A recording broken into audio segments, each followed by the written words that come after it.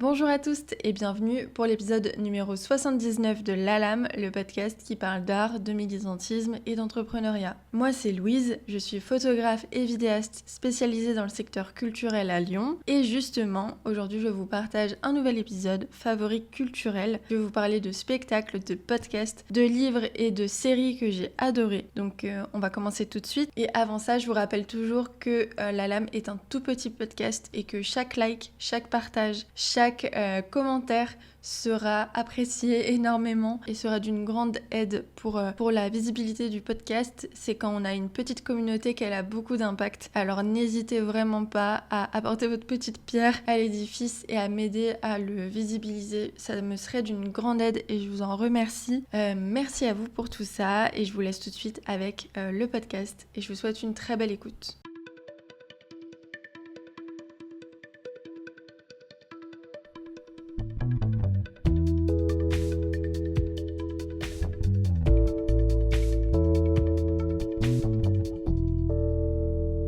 Bonjour à tous, alors j'ai beaucoup de choses à vous partager aujourd'hui donc on va commencer tout de suite.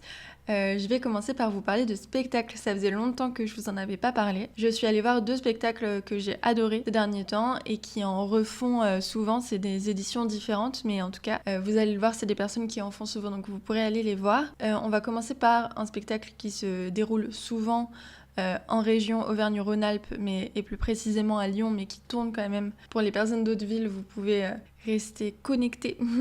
Je voulais déjà vous parler du Picture Show. Donc le Picture Show, c'est un ciné-show drag qui a été créé par Fox Mulder, qui est un drag king lyonnais, et par Sally Korn, qui est une drag queen, queer et créature. En gros, le Picture Show, comme je vous l'ai dit, c'est un ciné-show drag, donc vous avez toute une partie projection. Au moment où je suis allée les voir, c'était l'édition qui faisait suite au festival Écran Mix. Je sais pas si vous connaissez, mais Écran Mix, en gros, c'est un grand festival de cinéma queer à Lyon. Donc en gros, le Picture Show se déroulait au Lavoir Public, qui d'ailleurs est une salle très chouette, que je vous conseille si vous ne connaissez pas les Lyonnais et Lyonnaises. C'est un ancien Lavoir Public, hein, comme son nom l'indique. Donc ça fait une salle hyper atypique et qui a une super progra. Donc n'hésitez pas à aller jeter un œil. Et la soirée était un petit peu coupée en deux, on va dire. Il y avait toute une partie projection de courts-métrages. On a vu 4 courts-métrages dans mes souvenirs, dont un court-métrage qui m'a vraiment beaucoup marqué, que je vous conseille, qui s'appelle Yel de Clément Hucot, qui était hyper bien réalisé je trouve. Et les deux, enfin il y en avait un autre aussi que j'ai adoré, mais malheureusement je ne retrouve pas le nom sur la programmation, donc je pourrais pas vous le partager, mais j'essaierai de le faire dans un prochain épisode des favoris culturels. Mais voilà, Yel, si jamais vous pouvez voir des extraits en ligne, je vous conseille, c'est tout en noir et blanc, c'est trop beau. Voilà. Et du coup ça a bien sûr des super messages parce que c'était que des courts-métrages queer évidemment, vu que c'était dans le thème. Et ensuite, du coup, on avait les performances drag. Donc ce jour-là, je peux même vous le dire, j'ai sous les yeux. À part Fox Mulder et Sally Korn, on a pu avoir les shows de Ajna et Psykitch. Je vous mettrai leur nom en barre d'infos. Et c'était hyper original parce que du coup, c'était beaucoup des performances drag qui se déroulaient avec aussi des projections en arrière-plan. Et c'est un petit peu tout le charme du Picture Show. En gros, je connais du coup Fox Mulder qui s'appelle Noah dans la vraie vie. Noah, c'est un passionné de cinéma et c'est un passionné de drague et du coup, je pense qu'il voulait juste se faire plaisir et mélanger les deux. Et donc, ça fonctionne hyper bien et c'est des artistes super chouettes qui sont sur le devant de la scène. Je vous conseille vraiment très fort d'aller leur donner de la force. Voilà. Et d'ailleurs, autopromo, si jamais vous voulez entendre Fox Mulder aka Noah Guardiola parler et de pas forcément du Picture Show parce que je crois qu'à cette époque-là, c'était pas encore... Ah si, quoique, ça existait déjà peut-être, mais c'était pas encore aussi développé peut-être. Mais vous pouvez l'écouter sur l'ALAM parce qu'il est passé sur l'ALAM il y a quelques temps. Je vous retrouve le numéro. Voilà, il est passé le 22 mai 2024 sur le podcast. Ça fait bientôt 2 ans, c'est une dinguerie. Je me rends pas compte, c'est fou. Mais en tout cas, les sujets dont on parle sont toujours d'actualité. Il nous parle aussi...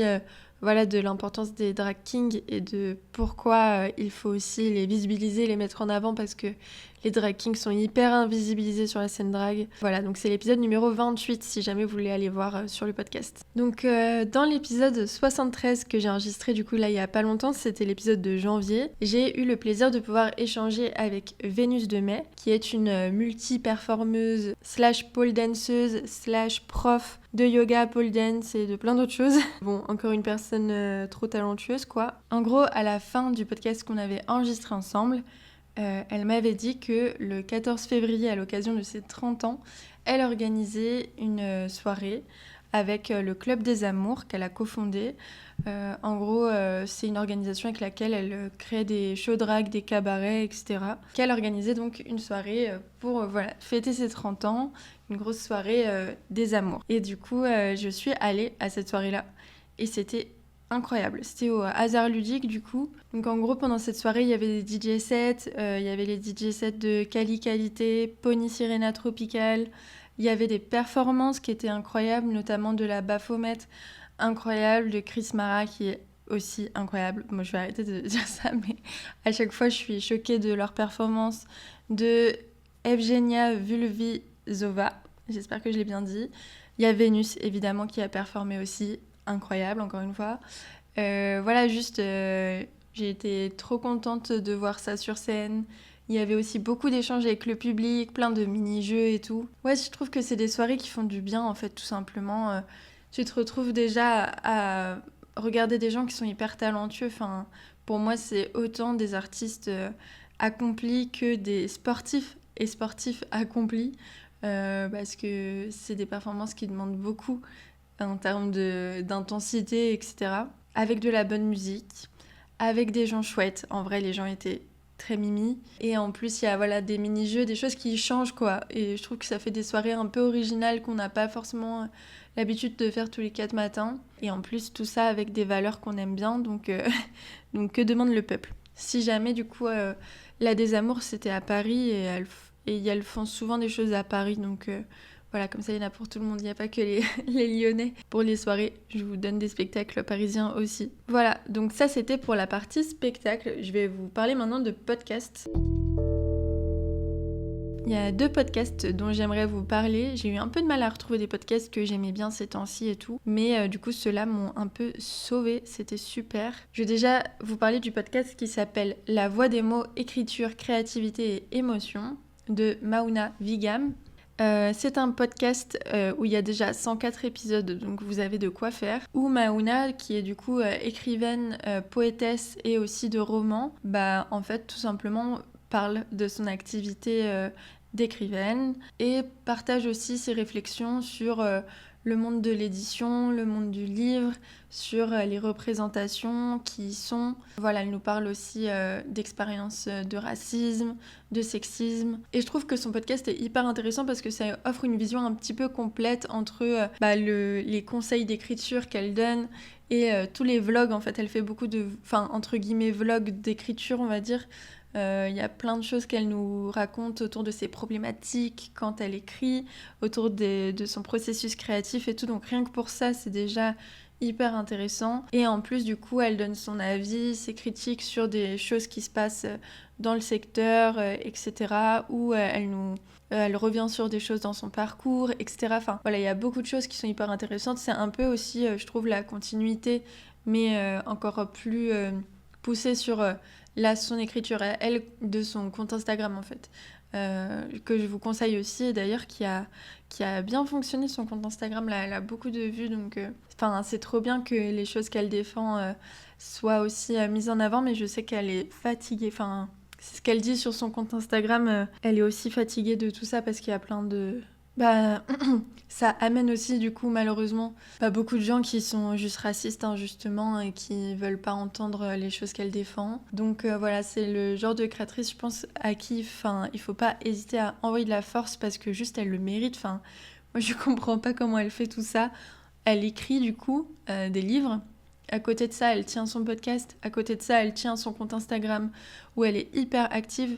Je vous conseille juste son travail et j'aimerais beaucoup qu'on puisse lui apporter le soutien qu'elle mérite, et l'amour quoi qu'elle mérite, parce que c'est ce qu'elle donne elle sur internet. Donc n'hésitez pas à aller la suivre. En tout cas, c'est un podcast qui m'apprend beaucoup de choses, qui m'intéresse et qui me donne envie d'écrire, tout simplement. Ensuite, deuxième podcast que j'aimerais vous partager, il s'agit de Illegally Blonde. C'est un podcast qui parle de pop culture, de médias et de politique, et qui est hosté par Florence Fortune et Claire Roussel. Comme d'hab, je vous mets tout en barre de description.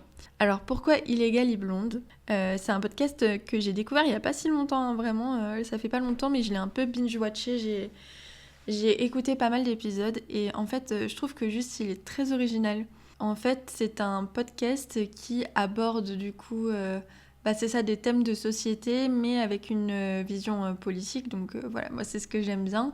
Mais je trouve que les thèmes qu'elle choisit, et l'angle qu'elle prenne sont des choses dont on n'entend pas parler tous les 4 matins. Et ça, je trouve ça chouette. Pour vous donner un peu des exemples, elle parle beaucoup d'empathie. Et elles reviennent pas mal d'ailleurs sur les propos de Sama Karaki, qui sont hyper intéressants sur le fait que...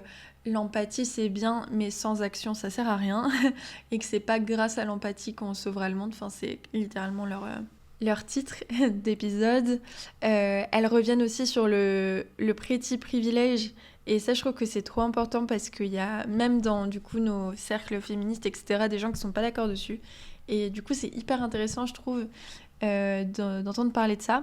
Elles reviennent aussi sur tout le concept un peu autour du développement personnel, tout simplement de prendre soin de soi, etc. Et de comment ça peut dériver vers un truc hyper individualiste, et de comment réussir à faire en sorte que on prenne soin de nous, entre guillemets, mais aussi collectivement et pas seulement individuellement. Voilà, trop intéressant. Enfin voilà, moi j'ai pas pu tout écouter, donc je sais pas ce qu'il en est des autres épisodes, mais en tout cas ceux que j'ai pu entendre m'ont beaucoup intéressée.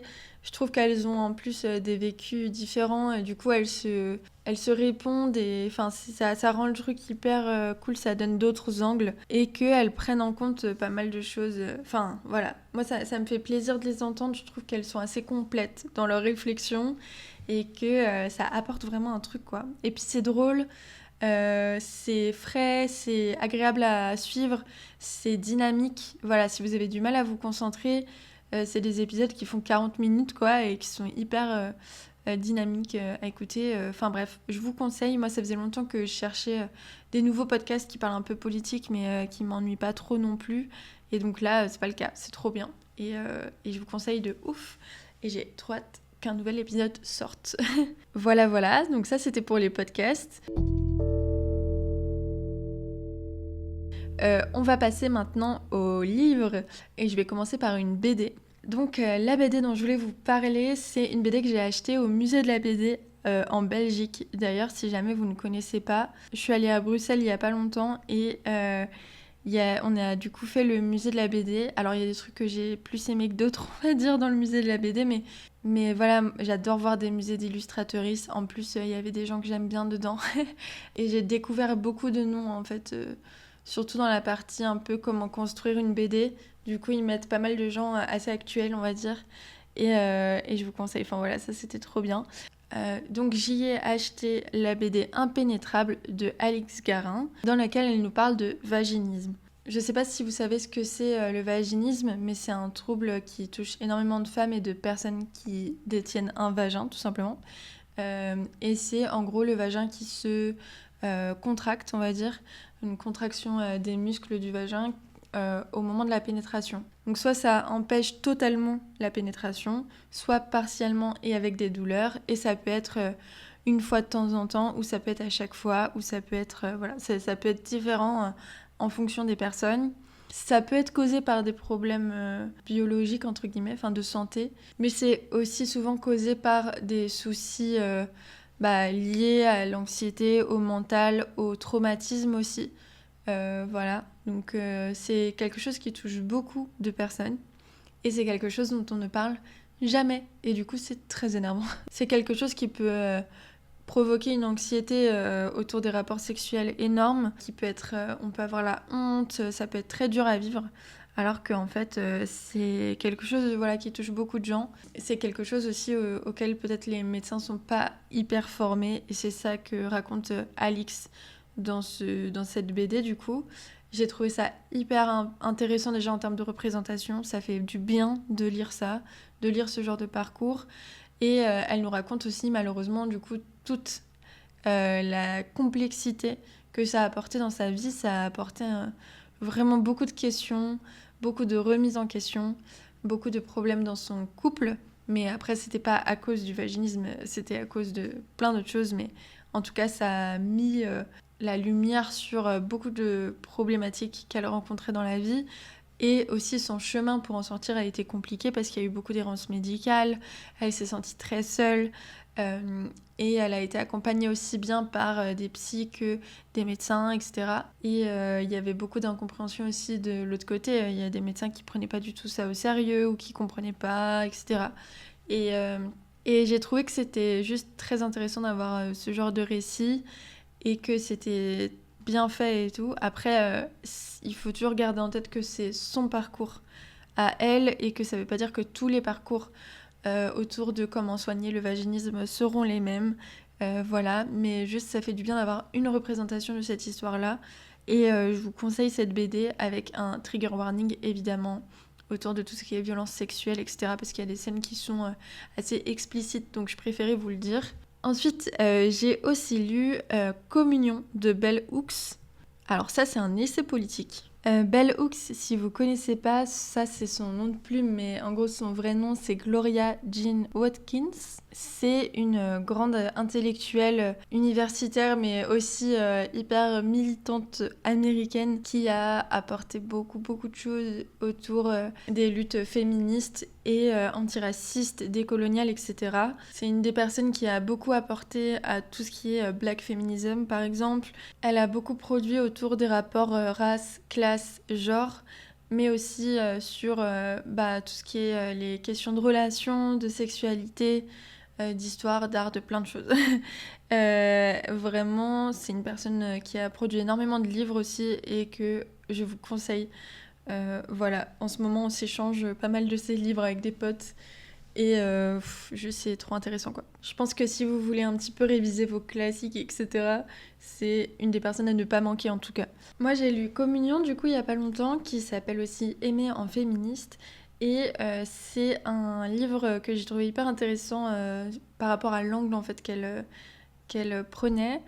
En fait, elle revient sur nos relations amoureuses et amicales, mais en tout cas, aux visions qu'on a de l'amour, et à quel point cet amour-là a été aussi ébranlé par le patriarcat, tout simplement.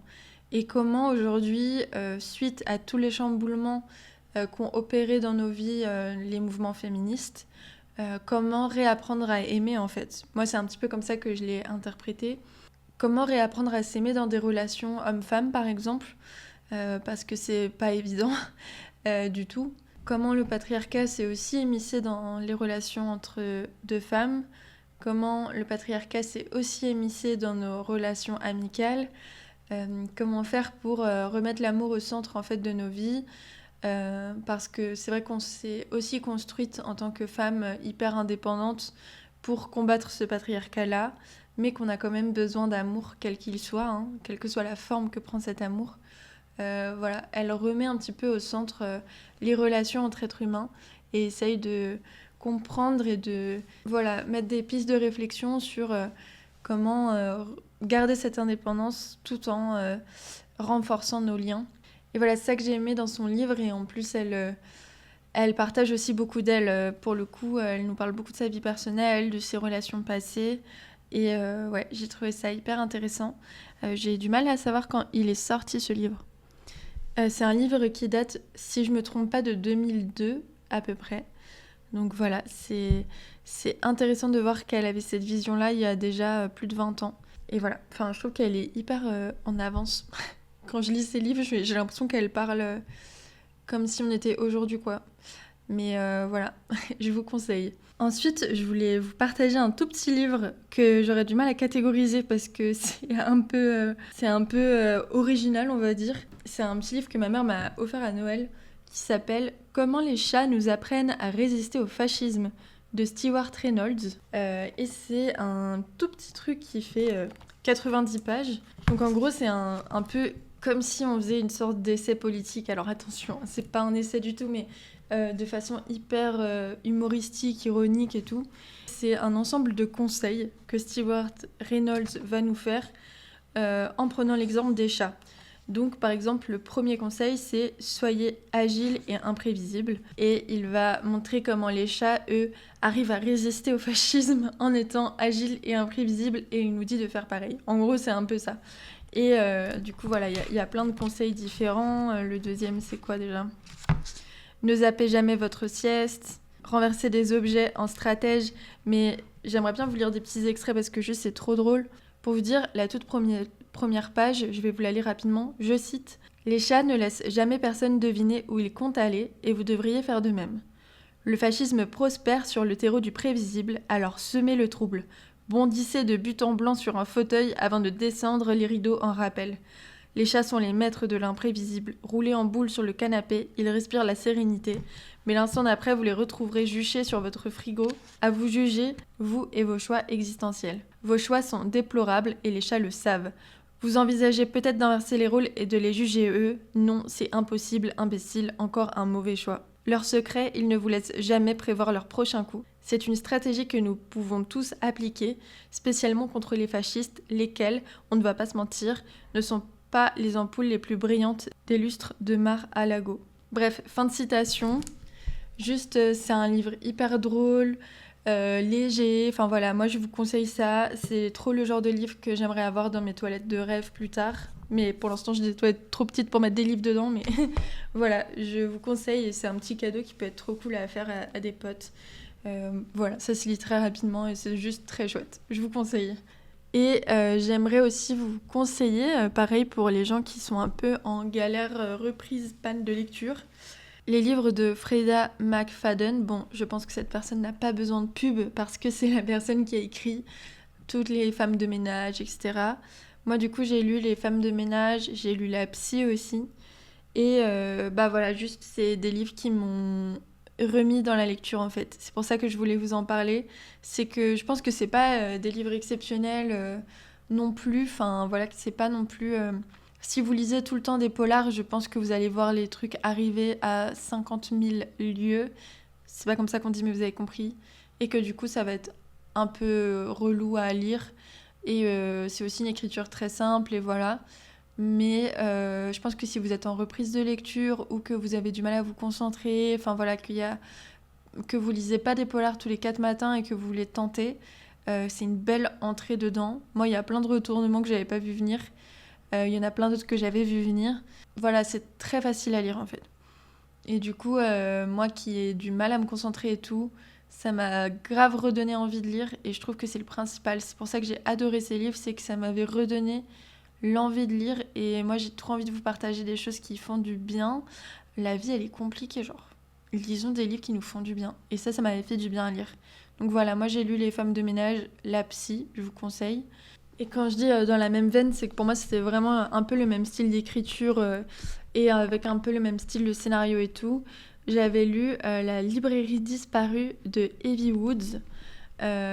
Donc ça c'est un scénario complètement différent. En gros les femmes de ménage c'est une femme de ménage qui va arriver du coup dans une famille et se rendre compte que dans cette famille il y a des problèmes, vous voyez.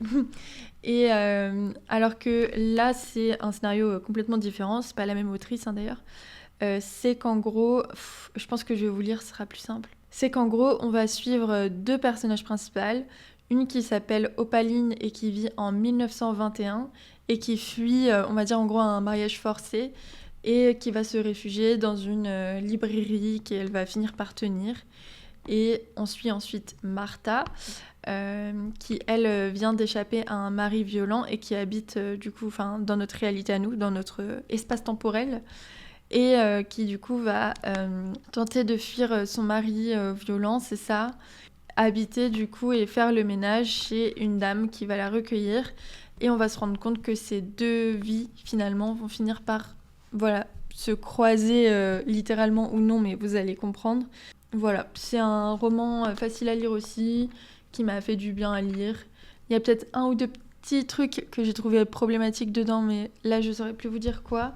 Mais globalement, je vous le conseille. Voilà.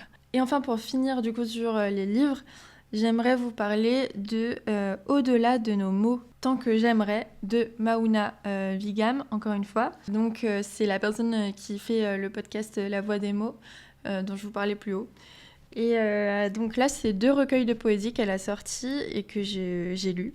Voilà. Donc c'est des recueils de poésie qui sont en plus accompagnés d'illustrations, qui sont super jolies aussi. Je lis très rarement de la poésie, mais je découvre la poésie par des gens que j'aime bien suivre. Par exemple, j'avais lu Acme de Angie Triolo, qui est une personne que je connais de Lyon, quoi. Et du coup, c'est là où je me suis dit, bah vas-y, autant lire son recueil, et il était super. Là, c'est pareil, Maouna, je la connais pas du tout, hein, mais je la suis sur les réseaux et j'adore son travail. Et je me suis dit, ok, pourquoi pas découvrir aussi la poésie par son biais. Donc voilà, moi je suis curieuse de la poésie, mais je connais pas trop. Et du coup, je l'explore par les personnes que je découvre, on va dire. Et je suis pas du tout déçue d'avoir lu ces 2 recueils. Je trouve qu'ils sont vraiment super. Enfin, moi, il y a des passages qui m'ont marqué, je me souviens, et dans lesquels je me suis grave reconnue. En gros, Maouna explore du coup les thèmes de l'amour, on va dire, pour soi, pour les autres. Elle parle aussi, en fait, de plein de choses, de relations, déjà, de relations toxiques, à soi, aux autres, de comment réaccepter de s'aimer. Elle nous parle de résilience, d'espoir, d'estime de soi, de doute, de peur, de plein d'émotions. Elle nous parle aussi de son rapport au corps, à la beauté, de voix intérieure, de comment réapprendre à s'écouter, à s'accepter. Bah voilà, c'est des recueils que je vous conseille beaucoup.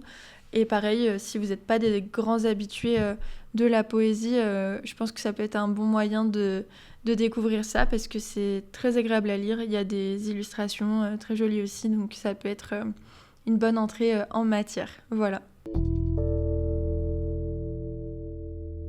Et enfin, j'aimerais vous parler de séries. Il y a 3 séries voilà, que j'ai regardées il n'y a pas longtemps qui m'ont beaucoup plu. Déjà, j'aimerais vous parler de Resident Alien. Bon, c'est une énorme production américaine, donc j'imagine que... Enfin, c'est un peu difficile de vous citer du coup les réalisatrices, scénaristes et tout. Je pense que ce serait trop long. Mais du coup, on va dire que c'est une série qui a été créée en 2021. Donc, c'est une série assez récente et que vous pouvez retrouver... Alors, j'aime pas faire de la pub à eux, mais sur Netflix en France. Il y a déjà 2 saisons du coup qui sont disponibles sur Netflix. Et juste, c'est une série qui m'a fait trop rire, quoi. J'ai ri, je vous jure, j'ai ri. Mais c'était trop bien. En gros, Resident Alien, pour vous dire, c'est un alien qui a pour mission d'aller sur Terre et de tuer tout le monde, je crois, pour sauver sa propre population à lui, quoi, pour pouvoir coloniser la planète. Et du coup, son but, c'était de tuer tout le monde, sauf qu'en fait, au lieu d'atterrir tranquillou sur Terre, il s'est crashé. Et en attendant de pouvoir retrouver les pièces de son vaisseau et du coup les trucs technologiques pour détruire la population sur Terre, il va se faire passer pour un être humain. En gros, il arrive dans une maison près d'un lac et il tue le mec qui était dedans. Et il va prendre sa place dans la société pour passer incognito parce qu'il peut se faire comme un caméléon, quoi, prendre la forme de l'humain qu'il a tué. Sauf que du coup, il a pas du tout les codes de la société dans laquelle il arrive, qui est une société d'un petit village américain, quoi. Et juste c'est hilarant, quoi. Enfin, c'est super drôle. Je trouve que la série est plutôt, en plus, ok à regarder. Enfin, c'est dur, je trouve, de conseiller des séries parce qu'il y a souvent des trucs problématiques dedans. Et celle-là est pas trop mal, je trouve, de ce point de vue-là. C'est pas non plus une série révolutionnaire du tout, hein. Loin de là, mais juste c'est une série où je trouve que les personnages sont mimi, le scénario est chouette et on rigole beaucoup. Donc je vous la conseille si vous voulez un truc un peu léger pour vous changer les idées, c'est drôle, quoi. Ensuite, je vous conseille aussi, c'est horrible parce que j'essaye toujours de vous conseiller aussi des gens pas trop connus des fois, mais bon là c'est que des gros trucs. On a regardé le live action de One Piece Et moi, j'ai pas regardé... Enfin, j'avais regardé quelques animés, mais je connais pas bien du tout l'animé de One Piece. Mais mes proches qui ont regardé l'animé de base m'ont dit que le live action était très bien et reprenait très bien les codes de One Piece et tout. Donc voilà, si jamais, apparemment, c'est accurate. Et ouais, j'aime trop le live action de One Piece. Du coup, vous avez déjà 2 saisons de dispo. Et pareil, c'est une histoire assez chouette qui, du coup, a quand même plutôt des valeurs de gaucho, quoi. Normalement, à peu près. Même s'il y a toujours des trucs à revoir, évidemment, mais c'est pas le pire animé niveau valeur du tout. Même au contraire, One Piece, c'est plutôt un animé avec des bonnes valeurs, je trouve, d'après mon propre prisme, hein, mais voilà. Donc, franchement, c'est chouette. Les images sont hyper belles. Ça change les idées aussi parce que One Piece, si vous connaissez pas, en gros, c'est un pirate qui va essayer de retrouver un trésor perdu, le One Piece. Et du coup, il va embarquer avec lui une bande de personnages hauts en couleur. Et du coup, ils vont suivre une aventure. C'est vraiment un animé d'aventure, quoi, à la base. Vous allez découvrir des nouvelles îles, des nouveaux mondes, des nouveaux navires dans lesquels il y a une société à part. Et en fait, toutes les sociétés sont hyper cheloues. Tous les mondes sont hyper chelous. Il y a des nouveaux êtres vivants, nouveaux pouvoirs, nouveaux pouvoirs magiques, je veux dire.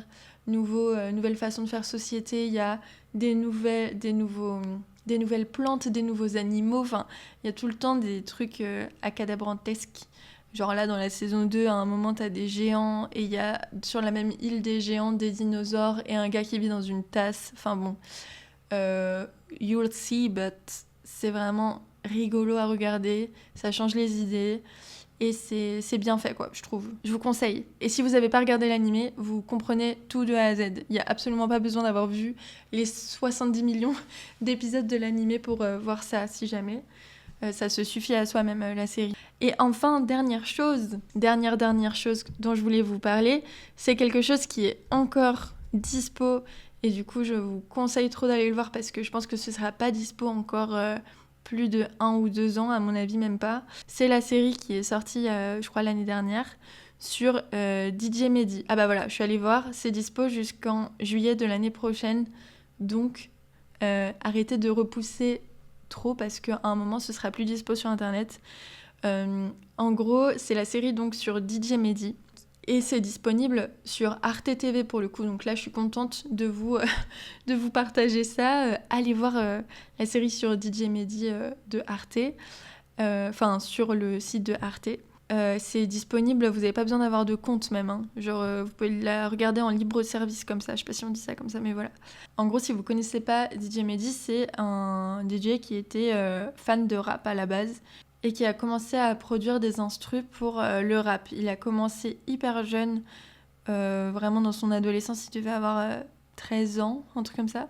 Et il a très vite rencontré Kerry James, avec qui il a formé un groupe qui s'appelait Ideal J. Une dizaine d'années après, il va fonder son propre label qui va s'appeler Espionnage et il va du coup produire beaucoup de compos pour notamment la Mafia Crime Free. Je sais pas si vous voyez qui c'est, mais la Mafia Crime Free, en fait, c'est un regroupement d'artistes et de groupes de rap qui viennent du Val-de-Marne. Et il y avait beaucoup de gens dedans que vous connaissez sûrement comme justement Kerry James, Rof. Il y avait aussi surtout le groupe du 113 dans lequel il y avait Rimka, AP, Mokobe, voilà, qui donne du coup ensuite les Princes de la Ville, Tonton du Bled et tout ce que vous voulez. Voilà, donc c'est là où il va vraiment percer de ouf. Et ensuite il va finir par quitter le rap et faire de l'électro. Et là il va avoir des tournées mondiales sur toutes les plus grosses scènes électro. Et voilà, enfin c'est devenu un DJ vraiment mondialement connu et qui est décédé hyper jeune, juste pour un accident malheureux quoi, dans son appart. Voilà, il est mort à 34 ans. En fait, la série Arte revient sur sa vie, sur tout son travail. Et je trouve que c'est un bel hommage déjà pour DJ Mehdi, mais aussi pour toute cette période d'ascension énorme du rap français dans les années 90 à 2005-10. Voilà. Je trouve que c'est une période dont on parle pas beaucoup et je trouve que c'est une période qui fait toujours du bien à revoir en fait et à réécouter parce que du coup tout le long de la série vous avez beaucoup de titres avec lesquels on a grandi. Et moi, j'étais trop contente de revoir tout ça. Vous avez aussi des témoignages hyper touchants, notamment de Kerry James, qui est vraiment un rappeur qui m'émeut beaucoup parce que c'est vraiment un homme qui a beaucoup de choses à dire, à défendre, je trouve, et qui s'engage tellement dans tout ce qu'il fait que là, il était aussi hyper engagé, entre guillemets, dans ce documentaire et il met beaucoup d'émotions. Enfin voilà, je trouvais ça hyper beau à revoir toutes ces relations et toute cette musique et tout ce travail et toute cette période. Et voilà, c'est hyper inspirant. Donc je vous conseille fortement aussi cette série documentaire. Et moi, je vais m'arrêter là. Ça fait 1 heure que je tourne et il faut que je parte pour faire un truc dont je suis trop contente. Je vais ouvrir mon studio photo, mais je vous en reparle bientôt. Et je vais aller chercher les clés là tout de suite. Voilà, petite update en exclu par ici. Mais voilà, j'ai d'autres choses à vous partager.